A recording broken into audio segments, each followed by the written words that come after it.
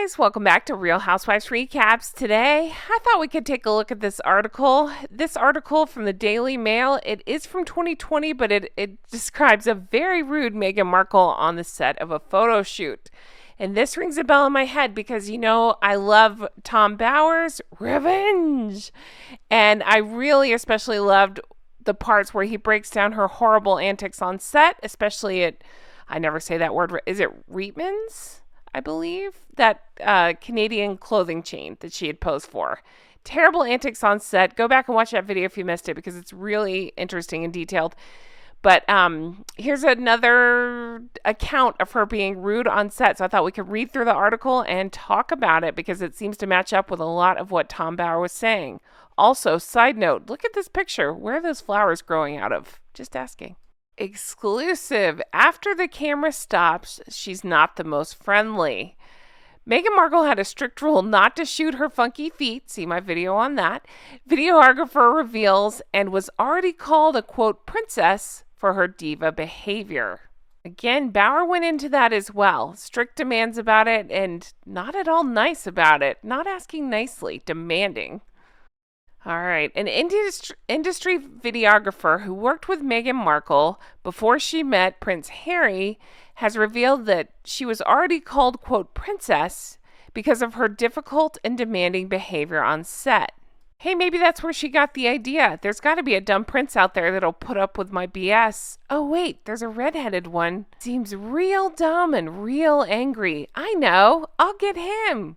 So this is something else Bower addresses in his book. It says, according to the professional cameraman, Meghan would bring a large entourage with her on set and laid down a strict set of rules, including not to shoot her feet. So again, this is before she was anybody, right? She was still acting like this. Her head was already the size of a float in the parade or something. Like, can you imagine what she joined up with the dum-dum and the royal family? I mean, just unbearable. But yeah, that's something Bower talks about too, is that huge entourage, that she would bring this entourage with her, and then only interact with them and kind of have that don't look at me vibe.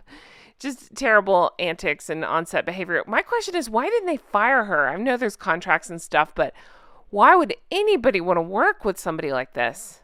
But she apparently laid down a strict set of rules. Don't shoot her feet, the 38 at the time.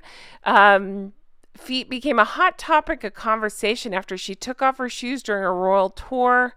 We've talked about that. I actually did a video on it. And again, normally I wouldn't do something like that. But since she's being a royal, you know what? And acting like this and treating people terribly, I'd say the feet were fair game. So then they go on to say, it became apparent to the videographer's team during the shoot a few years prior that Meghan hates her feet. The Suits actress also insisted on having expensive champagne used in the shoot, demanded she be given full approval over the footage, and acted like a, quote, superstar. I keep bringing up that Tom Bower book, and I know a lot of you have read it, so you already know this, but to me, that was the juiciest part of the book, was just exactly this. He goes into detail he's saying the same thing. So again, if a bunch of people are saying it, doesn't it make you go, it's probably, if it's not exactly true, it's pretty close to the truth, right? Where there's smoke, there's fire kind of thing. But yeah, that she had this huge entourage. She behaved terribly. And I think about that demand to have final control. I thought, I have very little understanding of how any of this works, but I thought that was something that you negotiate for in your contract. So I would like to know, was that something that they had negotiated before? Or did she just walk in and throw down these demands? Because they're sure writing it like that. And I wonder, why did they put up with that?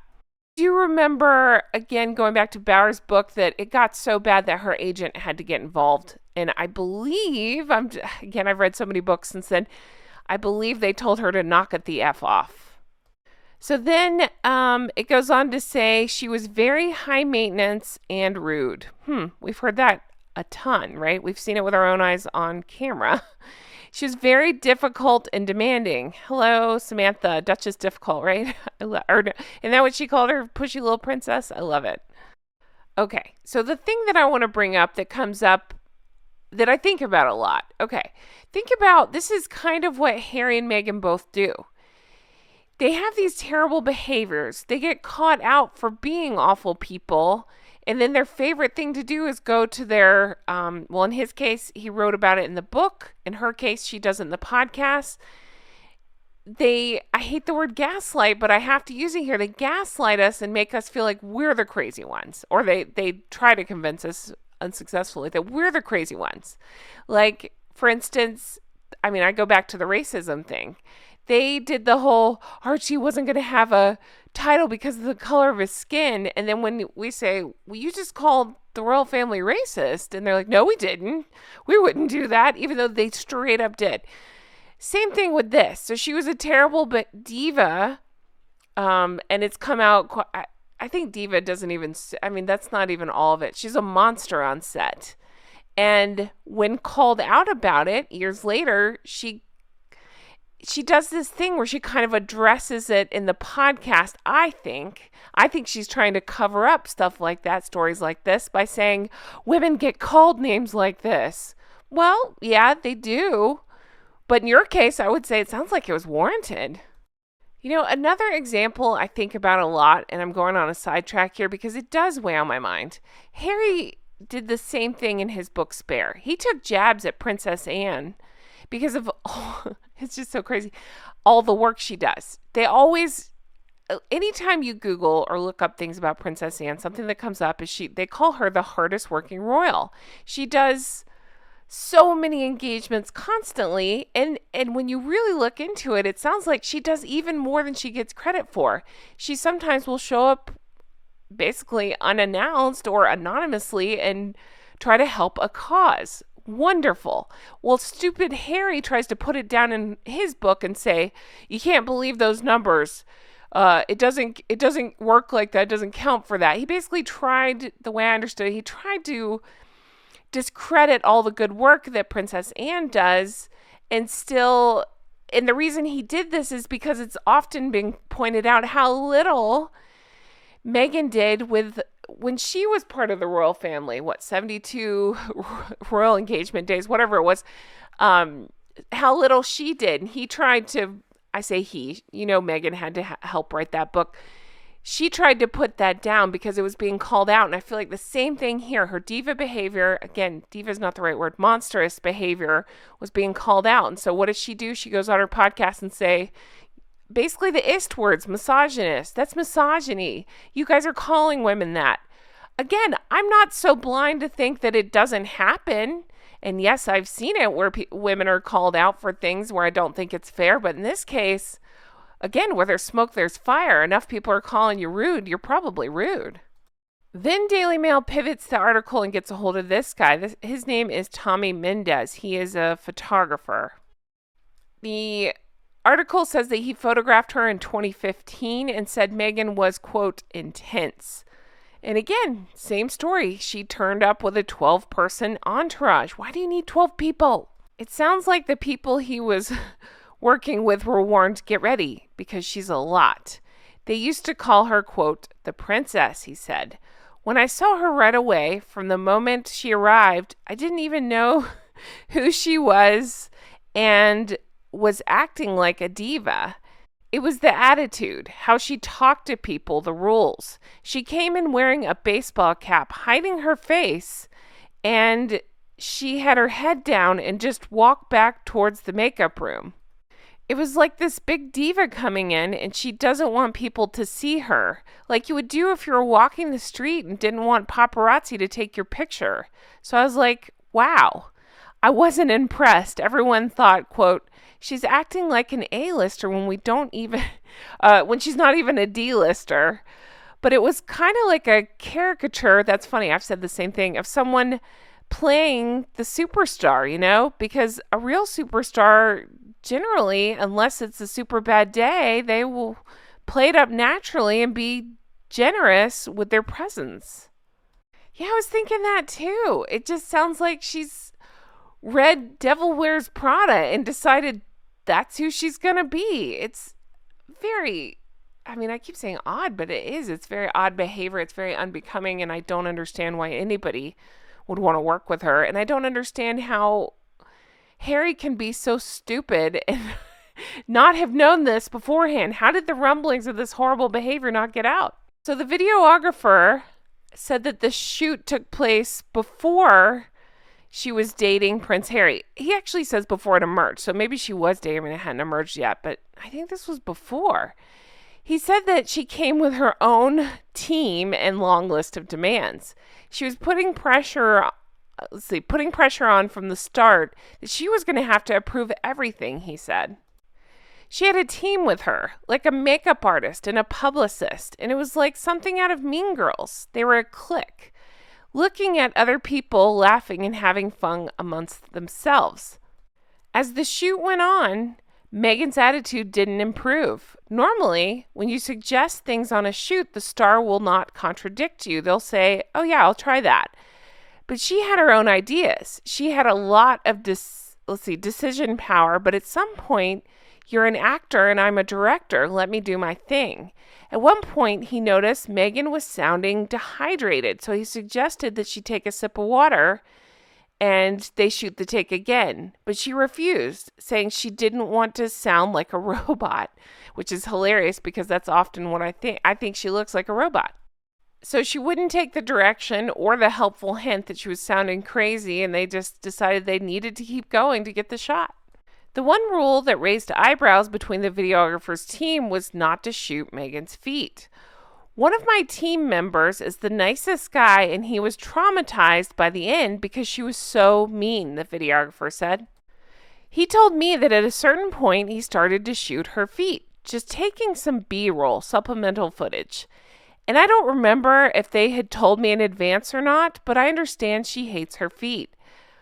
When he did that, they all looked at him like, what the hell are you doing? And said, you're done for the day. I told him it's probably the last time we'll see her. And then it comes out that she started to date the prince. I don't think she deserves the attention. I wasn't impressed with her. And I'm just surprised she charmed the guy. I think so too. I mean, I'm completely shocked, but he's really stupid. She came across as very insecure and spoiled. After editing the video, he was warned there was a chance that Meghan could reject the whole thing, but she did ultimately approve the work with no issues. The videographer added, even if you're dating the prince, it doesn't impress me. I'm doing my job. You're doing your job. Let's just do what we do. If they would have offered me another job with her, I would have rejected it. I wouldn't want to work with someone like that again. I just thought this was such an interesting article, and further, I mean, it backs up everything Tom Bauer talked about, and everybody else that's ever come in contact with her has said that she's a terrible person, horrible to work with just an awful attitude. Oh God, just hearing it, it's disgusting. How do you treat people like that?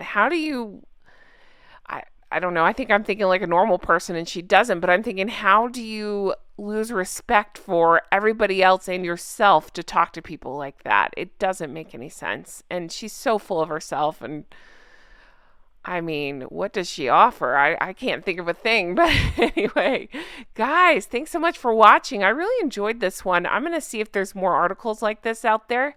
If you're interested in doing more deep dives like this, by all means, let me know in the comments. And if you have examples or if you've heard stories of terrible antics by her or Harold, please let me know.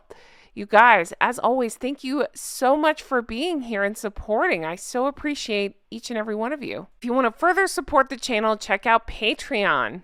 Patreon.com/Real Housewives Recaps. That's where you can become an executive producer and get your shout out. Speaking of which, I'm going to shout out my executive producers now. So huge thank you to Linda. Thank you, Melissa. Thank you to Paige. Huge thank you to Teresa. Thank you, Mary. Thank you, Amy. Thank you, Mr. K. Thank you, Kay. Thank you, Shauna. Thank you, Brenda. Thank you, Aaron and Frank. Thank you, Kristen. Thank you, Ann M. Thank you, Amanda. Thank you, Ann H. Thank you, Karen. Thank you, Corey. Thank you, Glynis. Thank you, Karen. Thank you to Dewey. Thank you, Patty. Thank you, Adair Becker. Thank you to Erica. Thank you, Amber. Thank you, Annette. Thank you, Barb G. Thank you to Diana. Thank you, Allison B. Thank you, Jean. Thank you, Lori. Thank you to Pauline. Thank you to KT. Thank you, Jolene. Thank you, Stromboli. Thank you, Catherine. Thank you, Loie. Thank you, Lucy H. Thank you to Georgia. Thank you, Susie. Thank you, Nikki. Thank you, Robin's Landing. Thank you to Helen. Thank you to Mara. Thank you, Ashley C. Thank you to Molly. Thank you, Amber. Thank you, Ashley. Thank you, Amanda. Thank you, Michelle. Thank you, Sand Squid. Thank you to Rach. Thank you, Linda. Thank you, Leslie. Thank you, Dee Dee. Thank you, Nina. Thank you, Heather. Thank you, Tracy. Thank you, Penny. Thank you, Dombey. Thank you, Android P. Thank you to Sheena. Thank you, Aaron M. Thank you, Faye. Thank you, Judith. Thank you, Spectrum Mom. Thank you, Vanessa B. Thank you, Christy. Thank you, Michelle. Thank you, Mimi Heathcote. Thank you, Misty. Thank you, Luna. Thank you, Candy. I so appreciate you all. Thank you if you are on the Patreon. Thank you if you're an executive producer. And hey, if you're not, definitely check it out. We have a lot of fun over there. Guys, I hope you have the best day, and I will talk to you again soon. Can't wait to bring you another video like this. Take care. Bye-bye.